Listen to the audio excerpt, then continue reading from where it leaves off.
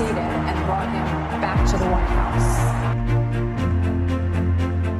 America के राष्ट्रपति चुनावों में डोनाल्ड ट्रंप की रिपब्लिकन पार्टी ने 538 सीटों में से 270 से ज्यादा सीटों पर जीत हासिल करके जादुई आंकड़ा पार कर लिया है। इसके साथ फॉक्स न्यूज ने डोनाल्ड ट्रंप की जीत का ऐलान कर दिया है। दूसरी तरफ डेमोक्रेटिक पार्टी से महिला उम्मीदवार कमला हैरिस ट्रंप को कड़ी टक्कर देने के बावजूद भी चुनाव हार चुकी हैं। कमला हैरिस की हार के साथ ही एक बार फिर अमेरिका अपने इतिहास को बदलने से चूक गया है, क्योंकि हर बार की तरह इस बार भी अमेरिका में राष्ट्रपति पद के लिए महिला को नहीं चुना गया। ऐसे में दुनिया भर के लोगों के भीतर ये सवाल उठ रहा है कि अमेरिकी सत्ता को महिलाएं क्यों नहीं भाती।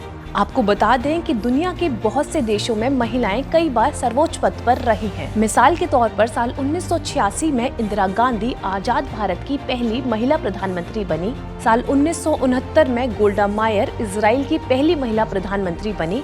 इतना ही नहीं, महिलाओं की आवाज को दबाने वाले पाकिस्तान जैसे देश में भी साल 1978 में बेनजीर भुट्टो पहली महिला प्रधानमंत्री बनी। 90 के दशक में आयरलैंड, फ्रांस, तुर्की, पोलैंड और कनाडा जैसे देशों में भी महिलाएं टॉप पर रही। अब सोचने वाली बात ये है कि खुद को सुपर पावर कहने वाला अमेरिका इस मामले में पीछे कैसे रह गया। अन्य देशों में अगर महिलाएं टॉप पर रह सकती हैं, तो अमेरिका में अब तक ऐसा क्यों नहीं हो पाया। असल में अमेरिका में चुनाव जीतना लोकप्रियता पर ज्यादा निर्भर करता है। वहीं दूसरे देशों में पार्लियामेंट्री सिस्टम के तहत एक संस्था के भीतर वोट डाले जाते हैं। इस मामले को लेकर अमेरिकी मामलों के एक्सपर्ट डेबी वॉल्स कहते हैं कि लोग पार्टी को वोट करते हैं और पार्टी पीएम या राष्ट्रपति को चुनती है। जहां सीधे पीएम और राष्ट्रपति के लिए जनता चुने, वहां महिलाओं के लिए मुश्किलें होती हैं। ऐसा इसलिए क्योंकि महिलाएं उतनी आक्रामक तरीके से लोगों से जुड़ नहीं पाती। वहीं अमेरिका में आज भी जब राष्ट्रपति की बात आती है, तो आमतौर पे लोगों के जहन में सबसे पहले पुरुष, और वो भी श्वेत पुरुषों की इमेज सबसे पहले आती है।